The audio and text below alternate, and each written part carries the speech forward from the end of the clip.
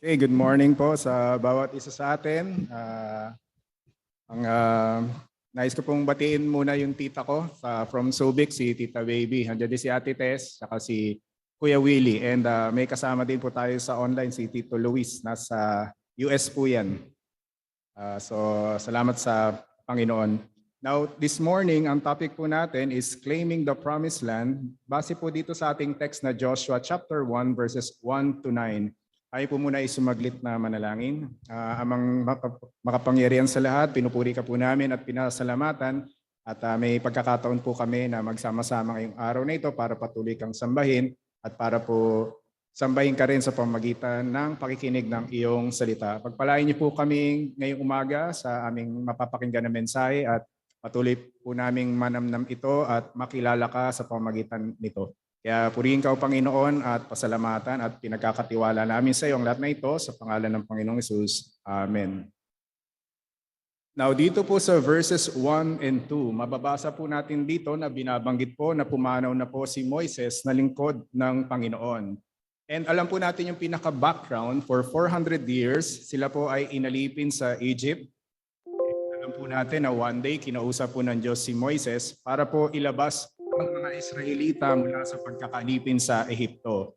Kaya kung titingnan po natin yung pinaka-timeline ng buhay po ni Moises, makikita po natin dito po sa Exodus chapter 2 ay binabanggit po yung kanyang kapanganakan, and at the same time, binabanggit po din po dito yung naging prinsipe po siya. Nangyari po ito sa loob ng 40 years. And then binabanggit pa rin po sa Exodus chapter 2 nung siya po ay nakapatay ng isang Ehipto kasi nakita niyang binubugbog yung kapwa niya Hebreo, siya po ay tumakas papuntang Midian. Doon na po siya naging pastol sa loob ng 40 years at doon na po niya napangasawa yung si Sipora. Kaya ang galing no, nung pinag-aaralan ko nga po ito, Exodus chapter 2 alone, nandun na yung first 80 years ng buhay po ni Moises. Pero pagdating naman po sa Exodus chapter 3 hanggang Deuteronomy chapter 34, makikita naman po natin dito o mababasa natin yung naging ministry naman po ni Moises.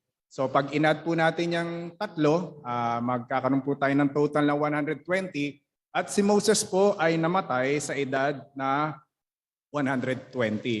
Now, gusto ko pong hiramin yung binabanggit din po ni Apostol Pablo sa Acts chapter 13. Nung siya po ay nasa sinagoga ng Antioquia ng Pisidia, isang araw ng Sabat, meron po siyang binanggit doon patungkol po kay David. At medyo i-quote ko lang po ito. Now, sa Acts 13 verse 36, ganito po ang sabi, na si David nang maisagawa na niya ang kalooban ng Diyos para sa kanyang kapanahunan, siya'y namatay at inilibing sa piling ng kanyang mga ninuno at siya'y dumanas ng pagkabulok. Mapapansin po natin yung pangusap po dito. Napansin niyo po ba to yung sinasabi? For David, after he had served the purpose of God in his own generation, makikita po natin dito na bawat isa po sa atin ay may kanya-kanyang henerasyon. May kanya-kanya din pong purpose ang Panginoon sa buhay po ng bawat isa sa atin. Sabi nga po ni Pastor Sam Castro, parang duktong-duktong lang yan eh. Nauna yung isang henerasyon, tayo naman ngayon, may susunod na henerasyon. So duktong-duktong lang po tayo sa kabuuang plano ng Diyos. May layunin po ang Diyos sa naunang henerasyon sa atin. May layunin din po ang Panginoon sa ating henerasyon sa panahon po natin ngayon. At may layunin po ang Panginoon sa susunod na henerasyon sa atin. Kaya naniniwala po ako na natapos na po ang layunin ng Diyos sa buhay po ni Moises. Kaya binabanggit po kanina sa ating talata na patay na ang lingkod kong si Moises. At tayo, obviously, buhay po tayo ngayon. Ang ibig sabihin, kaya po tayo buhay ngayon, may layunin ang Panginoon sa bawat isa sa atin. So amen po ba doon? May layunin po ang Diyos sa atin. Pero ang magandang tanong po dito ay ito, are we serving the purpose of God in our lives? Ipinamumuhay po ba natin ang layunin ng Diyos na ito sa ating buhay? Sabi nga po, you will never find true joy, peace, and contentment in life maliban na malaman mo ang purpose ng Diyos sa iyong buhay at maliban na ipamuhay mo ito. Bakit sa dinami-dami ng lugar, diyan ka nilagay ng Panginoon? Bakit sa dinami-dami ng trabaho o dinami-dami ng mapapasukan na kahit estudyante ka, diyan ka nag-aaral, diyan ka nagtatrabaho? Bakit sa dinami-dami ng iyong magiging kamag-anak, yan ang naging kamag-anak mo? At bakit sa dinami-dami ng church ay nandito ka sa Pasig Bible Christian Church? So isa pong tiyak na kasagutan doon, may layunin po ang Diyos sa atin. So David had served the purpose of God in his own generation. Moses had served also the purpose of God in his own generation. So ito nga po ang tanong, are we serving the purpose of God in our lives? Now, namatay na po si Moses. Ano ang kasunod? Now, merong isang, ito po, si Charles Wesley. Medyo 19 kopong-kopong po yan, 17th century. Siya po yung nag-umpisa ng Methodist movement and almost 6,500 hymns ang kanyang sinulat. Kasama po dyan yung And Can It Be, Christ the Lord Has Risen Today, and yung Christmas song na Hark the Herald Angels Sing. Siya po ang sumulat po niyan. Pero may sinabi po siya dito, sabi po niya, God buries his workmen but carries on his work. Now, minsan nakakarinig po tayo ng mga ganitong pangungusap. Sabi po nung iba, tignan ko lang kung ako ay wala dyan, tiyak mahihirapan sila. O di kaya minsan makakarinig po tayo ng ganitong pangungusap, kapag nawala ako dito, tiyak hindi sila gagana. O di kaya may ganitong pangungusap din po, kapag umalis ako dito, tiyak mamamatay ang gawain. Pero totoo po ba ang lahat ng ito? Now, hindi po. Bakit po? Yan nga po yung sinasabi dito, God buries his workmen but carries on his work. Pwede din na po natin sabihin, God buries his workers but his work goes on. Tama po ba ito? Now, gusto ko din po i-quote yung sinabi ni Apostol Pablo sa Philippians 1 verse 6. Di ba po, yan yung sinasabi ni Apostol Pablo sa mga taga-Filipos. Sabi po niya dito, and I'm sure of this. Siguradong-sigurado ako dito. Ano po yan? That He who began a good work in you. Sino po yan? Yung nagpasimula ng mabuting bagay sa inyo, ang Diyos. Now, sabi po niya dito, will bring it to completion. Tatapusin niya yan. At sino po ang tatapos? Ang Diyos. Siya ang nagsimula ng gawain, siya din po ang tatapos ng gawain. At kailan po niya tatapusin ito? At the day of Jesus Christ. And so makikita po natin dito na walang pwedeng magmalaki sa harapan ng Panginoon. Now this morning, tatlong bagay po ang nais kong dalhin sa atin according po sa passage natin. Ang una po ay ang the leader, or pwede nating sabihin, the new leader. At makikita po natin yan sa verses 1 and 2. So basahin ko po itong verse 1 and 2. Nangyari nga pagkamatay ni Moises na lingkod ng Panginoon, ang Panginoon ay nagsalita kay Josue na anak ni Nun, na lingkod ni Moises na sinasabi, si Moises na aking lingkod ay patay na. Tumindig ka at tumawid sa hordang ito, ikaw at ang buong bayang ito, hanggang sa lupain na aking ibinibigay sa kanila sa mga anak ni Israel. Now, sino po ba itong si Joshua? Tingnan po natin. Now, originally, ang pangalan po niya ay Hosea. Ang ibig sabihin po ng Hosea is salvation. Pinalitan po ito ni Moises, yung kanyang pangalan po ng Joshua, at ang ibig naman pong sabihin ng Joshua is Jehovah is salvation. Tama naman po dahil ang kaligtasan talaga ay nagmumula sa Diyos. Makikita din po natin sa 1 Chronicles chapter 7 verse 27 na panganay po si Josue. At dahil siya po ay panganay, actually nanganib din po ang kanyang buhay kasi buhay na po siya dyan yung pangsampung salot na lahat ng panganay ay mamamatay kung walang dugo. Buti na lang sa pananampalataya, nilagyan nila ng hamba at kanilang pintuan ng dugo ng kordero. Pero kung walang dugo, actually nanganganib ang kanyang buhay. Pwede po siyang mamatay. Nabuhay na po siya that time. Makikita din po natin that he was born into slavery in Egypt.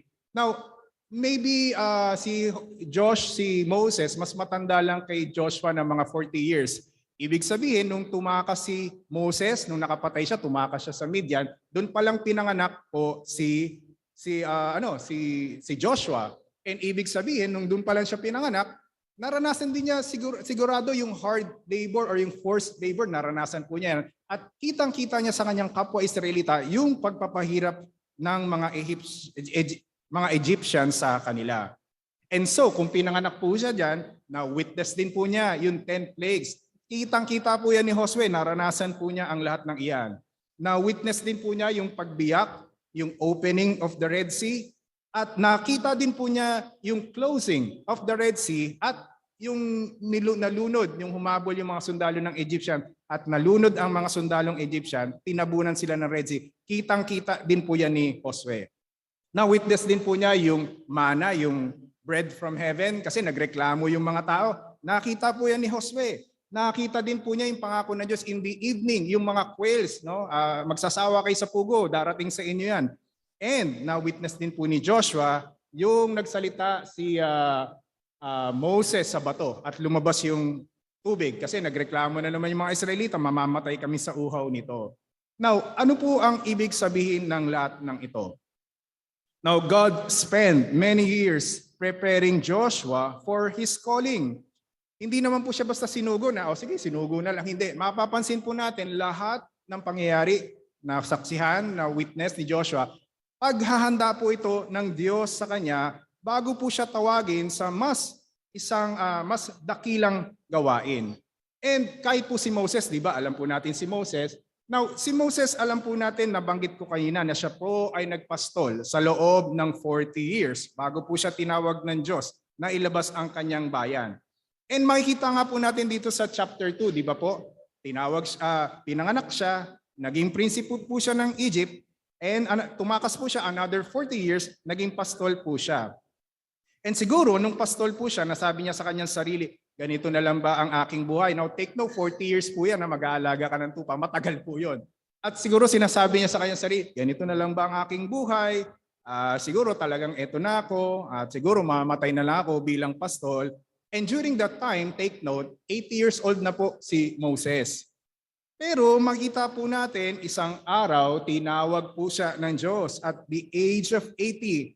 And makikita po natin, mula sa chapter 3 ng Exodo hanggang chapter 34 ng Deuteronomy, yun na naman yung isang yugto ng kanyang buhay, yung kanyang ministry. At age 80, tinawag siya, meron na naman siyang ministry for another 40 years. At bakit po siya naging pastol sa loob ng 40 years? Ang answer po, hinanda po siya ng Diyos. Para maging para magpastol sa 2 milyong mga Israelita. Now, minsan sa buhay natin, hindi natin naiintindihan kung bakit natin dinadanas ang iba't ibang hamon at pagsubok sa ating buhay. Madalas sinasabi po natin, ang tagal, tila wala akong nakikitang liwanag, pagbabago at pag-asa sa aking buhay. Pero hindi po totoo ang lahat ng iyan. Ang katotohanan, maaaring inihahanda ka ng Diyos, inihahanda ka lamang niya sa isang mas dakilang gawain. Now may nagsabi po ng ganito, si Orison Swett Marden, 1800, sabi po niya ay ganito, make every occasion a great occasion, for you can never tell who may be taking your measure to a higher place. Basta may opportunity, sige lang, kung hindi mo man naintindihan niya, kung parang api ka man dyan, tuloy ka lang. Kasi hindi mo alam, tinitraining ka ng Diyos yan. At yung pagkakataon niya nan, inihahanda ka ng Panginoon sa isang mas dakilang gawain at tungkulin. So tuloy lang po tayo. Makikita po natin sino ang kasama ni Moises nung nakipaglaban sila sa Amalek. Natatandaan niyo po yan, yung hawak-hawak ni Aaron at Hur, yung kamay ni Moses, si Joshua. Sino po ang kasama ni Moises sa bundok ng Sinai? Nung bumaba po si Moises, si Joshua. At sino din po ang kasama ni Moises nung nandun po siya sa sarili niyang tent? Makikita po natin dyan, sabi dyan, his assistant Joshua, the son of Nun, a young man who would not depart from the tent. Kaya ang lahat po ng ito ay preparasyon po kay Josue or kay Joshua upang kapag natapos na po ang layunin ng Diyos kay Moises, siya na po ang magtutuloy ng gawaing naiwan ni Moises. Now, ang pangalawang bagay na nais ko pong dalhin sa atin, hindi lang po ang leader, kundi ang the land. Makikita po natin yan sa verse 2 hanggang sa verse 4. Sabi po dito, si Moises na aking lingkod ay patay na. Tumindig ka at tumawid sa hordang ito, ikaw at ang buong bayang ito, hanggang sa lupain na aking ibinibigay sa kanila sa mga anak ni Israel. Now, alam niyo po ba, ano ang significance nitong land na ito? Now, the word land is found 87 times in the book of Joshua because this book is the record of Israel's entering, conquering, and claiming the promised land. Iyan po yung title ng message po natin. And in fact, makikita po natin yung bago po mag-Joshua, yung book of Deuteronomy, mas madami pong beses na binanggit. The word land is found nearly 200 times in the Deuteronomy and the word possess over 50 times. So ano po ba itong land na ito? Anong significance ito at bakit napakahalaga sa kanila itong land na ito?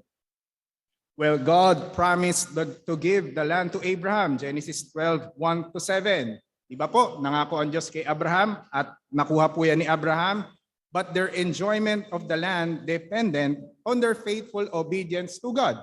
Pag sumunod ka, may blessing. Pagka sumuway ka, may palo din ang Diyos. But when they turned from God, God chastened them in the land. Natatandaan niyo po yung book of Judges, puro sila nilulusob kasi nga po hindi sila sumusunod sa Panginoong Diyos until dumating po ang time na He took them from the land to Babylon. Nilusob sila ng Babylonia, tapos hineld silang captive for 70 years.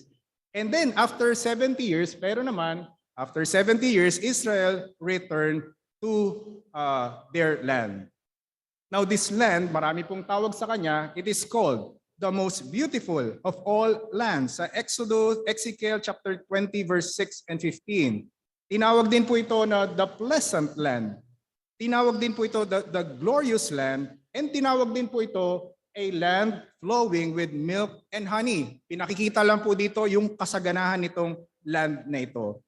Pero yun nga yung tanong, anong significance nito at gaano kaimportante itong land na ito sa bayang Israel?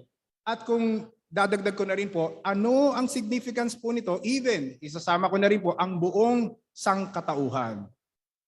Now, dito po sa Ezekiel chapter 5 verse 5, Jerusalem was in the center of the nations. Yan po ang binabanggit. And makikita din po natin sa Ezekiel, tinawag ang Jerusalem dito na the center of the nations. And another sa Ezekiel 38 verse 12, tinawag din po ang the land of Israel, the center of the world. So ano po ang ibig sabihin nito? Well, Israel is the lifeline between God and this world. At bakit po? Yan ang binabanggit ng Panginoon sa John chapter 4 verse 22, that salvation is of the Jews. Manggagaling talaga sa mga Hudyo.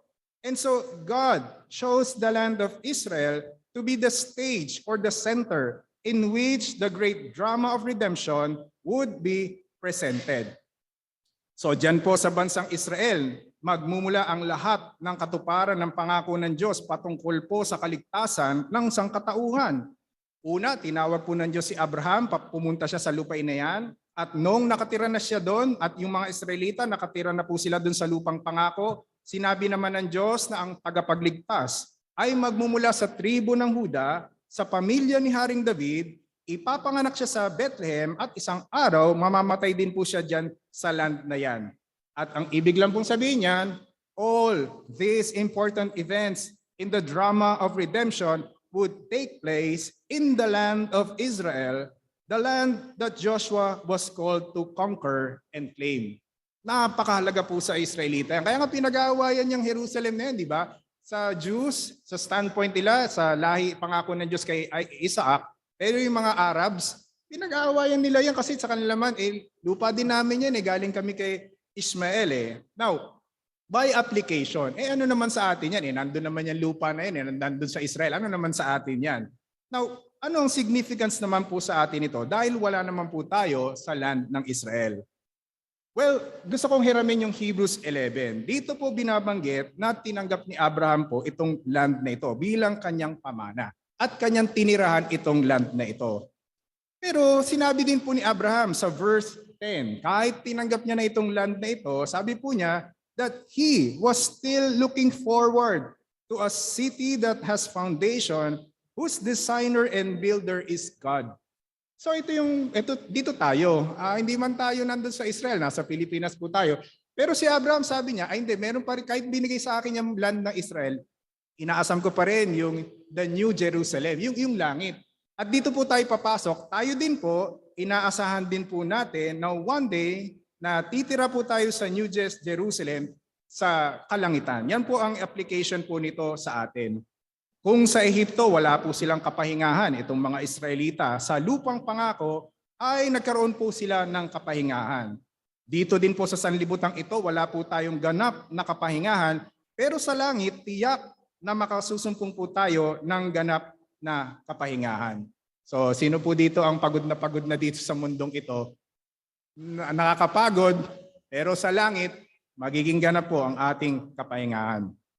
Now, bago ko po iwan itong second point, nais ko pong tingnan muna yung mga tenses na ginamit po dito. Now, dito po sa verse 2, sabi, the land that I am giving them. Pansin niyo po, future, di ba? Bibigay ko pa lang sa kanila. Pero sa verse 3, sabi po, I have given you. Ibinigay na, past tense. Pagdating naman po sa verse 4, the land shall be your territory. Future pa rin, magiging territory niya. And pagdating sa verse 6, sabi niyan, itong land na ito, you shall cause these people to inherit the land. Future pa rin, i-inherit niyo pa rin yung land. So anong tanong po dito, ano ba talaga itong land na ito? Ibinigay na ba o kukunin pa lang nila yung land? Now, explain po natin. Now, God had already given them the land. Binigay na po. Pero all they had to do was step out by faith and claim it. Binigay na eh. Although hindi pa nila, wala pa sila doon, pero binigay na eh. Binigay ko na yan sa inyo. Gagawin mo na lang, pumunta ka doon, i-claim mo yung land na iyon. And no wonder, naalala po natin yung spies, di ba? 10 spies, yung 8. Anong sinabi nung 8 na espiya? Sabi nung 8 na espiya, hindi tayo makakakyat laban sa mga taong iyon sapagkat sila ay mas malalakas kaysa atin. Lahat ng tao na aming nakita doon ay malalaking tao, mga higante. Kaya sa aming sariling paningin, kami ay parang mga naging tipaklong. Pero si Caleb, nagsalita po siya. Sabi po ni Caleb, hindi po tayo dapat mag-aksaya ng panahon. Lusubin na natin sila sapagkat kaya natin silang gapiin. At bagamat wala pa doon, pero kay Caleb, hindi binigay na nga sa atin yung pumunta na tayo doon. And alam po natin yung rest ng history, ayan, kaya paikot-ikot lang sila for 40 years. Ang nakapasok lang sa land is actually si Joshua at saka si Caleb. Now, mga kapatid, marami pong pangako ang Diyos sa kanyang salita sa atin at tinugon na po niya iyan. Ibinigay na yan sa atin and maybe sa pagka-quiet time natin, baka na sa may pangusapan niya, ibinigay na nga sa iyo eh. Ang kinakailangan po ng natin gawin is we have to claim it by faith. I-claim po natin yon. I-claim po natin yung mga pangako ng Diyos sa atin. So amen po ba doon? The last na nais ko pong dalhin sa atin, nakita natin yung the new leader, the land, and yung pangatlo, titingnan po natin yung the law or the book of the law. Now, makikita po natin ano po ba itong book of the law. Now, Moses had been writing the book of the law. Kailan kaya niya nagsinimulang isulat ni Moises itong book of the law? May nakakaalam po ba sa atin? Well, nung naglaban po sila sa Amalekita, sabi po sa Exodus chapter 17 verse 14, matapos po silang makipaglaban sa mga Amalekita, inutusan po ng Diyos si Moises na isulat mo ito bilang alaala sa isang aklat. Diyan po nagsimula, sumulat si Moises, lahat ng mga pangyayari, lahat ng sinasabi ng Diyos sa kanya. And from then on, makikita po natin all throughout dun mula Exodo hanggang talagang from time to time ay sumusulat na po si Moises ng lahat ng mga sinasabi ng Diyos sa kanya. And then, itong aklat na ito ay sinulat ni Moises, kanyang ibinigay sa pangangalaga po ng mga pari according sa Deuteronomy 31 verse 9. Then Moses wrote this law and gave it to the priest. Pero hindi lang po sapat na ito ay nasa pangangalaga lang ng mga saserdote at levita, kinakailangan po ito ng mga tao na mabasa. And higit sa lahat, kinakailangan po ito ng isang leader. And so, this book was now given to Joshua. So may copy si Joshua po nitong book of the law. So ano po ang dapat gawin ni Josue dito sa book of the law na ito? Una, sabi po dito sa ating verse, ang aklat na ito ng kautusan ay huwag mong aalisin sa iyong bibig. Ano po ibig sabihin? Kaugalian po ng mga Hudyo na magbasa ng scripture ng malakas at kaugalian po nila mag-usap-usap talaga ng scripture, ng salita ng Diyos. So ang ibig lang pong sabihin dito, itong book of the law ay maging iyong iyong maging bukang bibig. Do not, the book of the law shall not depart from your mouth. Maging bukang bibig niyo ito. Pag-usapan niyo ito. Pangalawa, sabi po dito, kundi ito ay iyong pagbulay-bulayan araw at gabi. But you shall meditate on it day and night. Now, the Hebrew word translated meditate means to mutter. Ang ibig pong sabihin nito, yung pagsasalita ng mababa ang boses na halos wala kang marinig. And so kapag sinabi po palang meditate, ang ibig sabihin po nito ay nakikipag-usap ka o nakikipag-interact ka sa Diyos sa pamamagitan ng kanyang salita. Ito po yung kumbaga sa pagkain, yung ngunguyain mo talaga yung pagkain, lalasahan mo talaga ang pagkain, at nilayan mo talaga kung ano talaga ang ibig sabihin ng salita ng Diyos every time na ito'y iyong binabasa. May nagsabi po ng ganito, if you don't talk to your Bible isn't likely to talk to you. Yun po ang ibig sabihin ng meditate. Talagang ninunguya mo, ninanamnam mo kung anong ibig sabihin ng salita ng Diyos. Now, meron po akong natuklasan na trabaho. Ang trabaho pong ito ay food taster. Meron palang ganyan na trabaho. Tagatikim ka, titingnan mo lang kung masarap yung pagkain, kung maalat, kung ano. Tapos sasabihin sa iyo ng boss ng restaurant, kamusta? Yan. At sa Singapore, kung gusto niyo magtrabaho ng food taster, ang sweldo niyo po ay 47,916 Singapore dollars a year. Kwentahin natin sa peso, 128,000 peso. So sino pong gusto magkaroon ng ganyang trabaho? Kakain ka lang, sabihin mo lang kung masarap, kung hindi masarap. Ang tawag po dyan ay food taster. Sana ganyan din po tayo sa salita ng Diyos na ninanamnam po natin ang salita ng Diyos. Pero sapat po ba na manamnam lang natin to, malaman natin ang salita ng Diyos? Hindi po. Ang sabi po dito, so that you may be careful to do according to all that is written in it. At pagkatapos po natin ma-meditate ito, dapat po yung desire po natin na matupad po natin ang lahat ng sinasabi po dito. And so, kapag after po natin to i-meditate and matupad ang lahat ng sinasabi po dito, ano po ang sinasabi ng talata? Ito po ang pangako sa atin. For then you will make your way prosperous, and then you will have good success.